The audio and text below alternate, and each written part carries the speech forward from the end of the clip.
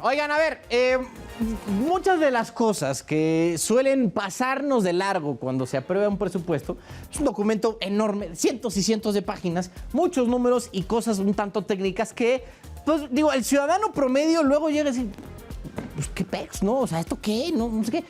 Pero habemos algunos que luego tenemos el privilegio, ¿no?, de leer a quienes sí saben, ¿no?, de todo ese asunto de las finanzas públicas, de cómo se estructura o debería de estructurarse un presupuesto, y se dieron cuenta varios que había un fondo de 7,000 millones de pesos que en teoría fue, bueno, nombrado, el nombre apunta a que esa lana se tenía que usar para obras públicas, ¿no? Eso se iba aprobado en el presupuesto, ya quedó aprobado, ya va a ser parte, ¿no?, del presupuesto del año que entra, pero que muchos están diciendo, oye, güey, este presupuesto se la sacaron de la manga, no venía en la propuesta original del presidente, no, que venía del Poder Ejecutivo, y no tiene reglas de operación. Para entender qué es lo que esto significa, está con nosotros Diego Díaz, él es investigador en el área de finanzas públicas del Instituto Mexicano para la Competitividad, el INCO. Mi estimado Diego, ¿cómo estás? Hola Carlos, muy buenas noches, gracias por la invitación. Oye, mi hermano, a ver, nada más ayúdanos a entender qué pex con este fondo que se inventaron, porque algunos suelen andar especulando, ¿no?, que sí se trata de una partida discrecional, porque digamos que no tiene ni pies ni cabeza, ¿no? O sea, más o menos por ahí va la cosa. Mira, ¿qué pasó? Como bien comentas, el presidente envió en el proyecto de presupuesto de egresos de la Federación un monto específico para la Secretaría de Infraestructura, Comunicaciones y Transportes, que eran originalmente 78,000 millones de pesos.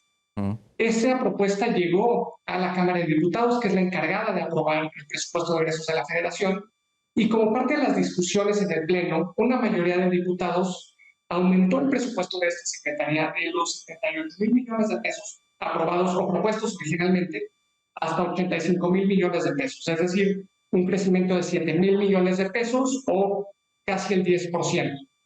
¿Qué pasa? Que estos recursos se etiquetaron específicamente para un programa presupuestario que se llama Programa de Fortalecimiento para el Desarrollo de la Infraestructura Estatal, y es, como bien dices, un programa que tiene ciertas deficiencias.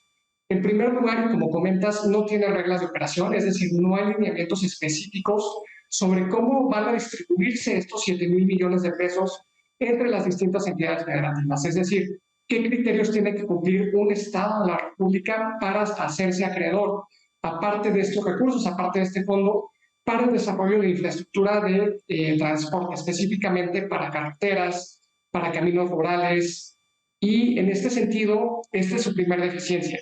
Y un tema interesante es señalar que si la propia Secretaría de Infraestructura de Comunicaciones y Transportes hubiera querido 85,000 millones de pesos, los habría pedido. Sin embargo, no lo hizo así. Los que conocen, los expertos en el tema, que conocen las necesidades de infraestructura de conectividad en México, pidieron un monto menor y sin embargo recibieron más recursos de los que ellos solicitaron. Ya. Oye, y a ver, en cuanto al tema del presupuesto, cada partida o cada fondo en el fondo en este caso, debería de tener, como dijiste, que no tiene reglas, ¿no? Y cuando estamos hablando de reglas de operación, ¿a qué se refiere? O sea, que normalmente en un mundo ideal donde se siguieran las reglas, ¿no?, del juego, ¿qué tendría que tener este fondo para que no se usara, pues así como mejor les diera a entender la vida? Claro, lo que diría, bueno, de entrada es cuál es la población objetivo, a quién quieres beneficiar con este tipo de proyectos. ¿Quieres beneficiar a un sector de la población en particular o quieres hacerlo de manera general? En segundo lugar, te diría, bueno, de estos recursos, ¿cuál va a ser el monto máximo que puede recibir un Estado o cierto proyecto de infraestructura? Porque estos 7,000 millones de pesos se pueden gastar en un solo proyecto o se pueden gastar en un número mucho mayor. En principio también nos dirían estas condiciones básicas en términos de transparencia, estaríamos ligados, por ejemplo, a reportar metas de avance físico y financiero, es decir, reportar de manera cada trimestre, por ejemplo, cuál es el avance. Sabes que llevamos el 20% de avance en el ejercicio de los recursos y la obra física lleva un avance del 15%.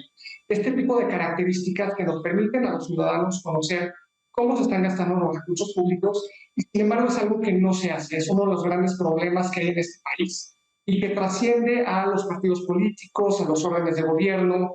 Es muy común que la infraestructura que se hace en este país no se hace bajo condiciones de transparencia, sino al contrario, en un marco de falta de rendición de cuentas que nos permiten conocer aspectos básicos como cuánto se ha gastado en un proyecto en específico. Al día de hoy te pongo el ejemplo de que no se conoce con claridad cuánto se ha gastado para la refinería de Dos Bocas, Sí. cuánto se ha gastado para el Tren Maya.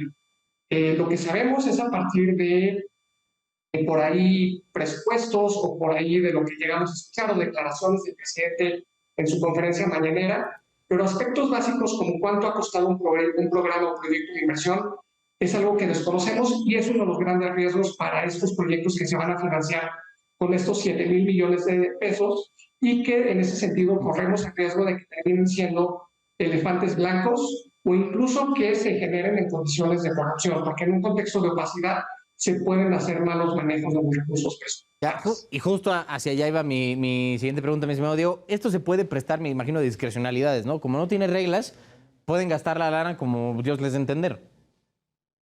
Así es, definitivamente, y porque al final de cuentas ni siquiera obedecen a las necesidades ciudadanas. Un análisis básico que debería contar todo proyecto de infraestructura es el análisis costo-beneficio, que de manera muy sencilla lo que hace es contabilizar cuáles son los costos totales de un proyecto de inversión y del otro lado es cuáles son los beneficios que va a recibir la sociedad mexicana por ese proyecto. No. Si los costos son mayores a los beneficios, claramente es un proyecto que no se debería de hacer.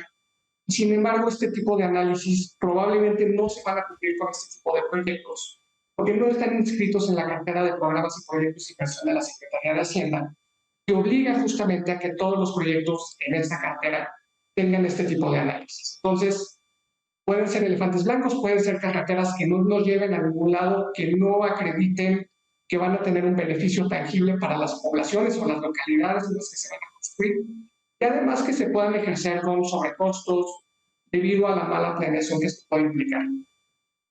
Diego, y al final, digo, la cosa es sí, ¿no hay algo, una regla ley que impida aprobar este tipo de programas o de fondos sin reglas ni nada?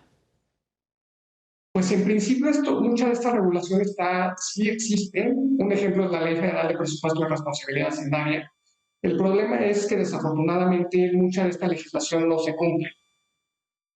Los grandes Para programas variar, y ¿no? proyectos prioritarios de esta administración, por ejemplo, no cuentan con estos análisis, aunque por ley sí deberían de tenerlos. También, por ejemplo, manifestaciones de impacto ambiental, para saber cuáles van a ser las implicaciones ambientales de este tipo de proyectos y si en ese sentido incluso se deben o no construir. Sin embargo, no necesariamente se cumple en este país. No, pues digo, o sea, la ley es como una sugerencia, güey. O sea, es como dice, si quieres, pues ahí está, ¿no? Pero si no, también no pasa nada. Digo, y quedó claro, ¿no? Ya con este asunto. Entonces, ya de aquí ya no hay poder humano, ¿no? Que pueda, digamos, pues, revisar o tumbar esta partida, ¿no? O sea, ya quedó firme y ya es el presupuesto. Digo, organizaciones de la sociedad civil o ciertos ciudadanos podrían presentar controversias en el Poder Judicial. Podrían ampararse, por ejemplo, ante el incumplimiento de la legislación. Entonces, sí podrían existir mecanismos, sin embargo, es difícil que pueda suceder, porque, por ejemplo, se han presentado amparos contra proyectos que se están ejecutando, como el Tren Maya, y si no sucedió para ese tipo de proyectos que son muy visibles, pues es difícil que para proyectos pequeños que estén dispersos en las entidades federativas del país, esto pueda suceder también. Bueno. Diego Díaz, investigador en el área de finanzas públicas del INCO, muchas gracias. Gracias, Carlos, por la invitación. Gracias a Diego Díaz.